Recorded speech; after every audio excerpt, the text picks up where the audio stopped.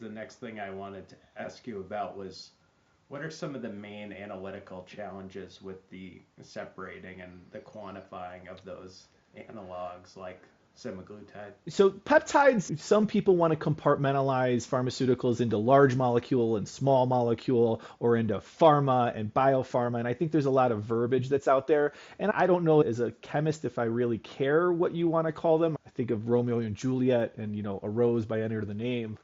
But peptides really do fall in the gray spaces in between all of those terms, right? Are they small molecule? Well, they're very manageable from a small molecule chemist like me in terms of the number of residues that we're looking at. They're really just a combination of amino acids, but they're also very specific and targeting, kind of like biopharma is going after from a therapeutic area. So I feel that they have that gray area. But really, again, as the chromatographer, the challenges are really unique in the fact of the related substances, whether they be manufacturing, process impurities or degradation products, are so closely related, like structurally, chemically, all the way down to a molecular formula is the way that I look at it. So peptides are these large conglomerations of amino acids.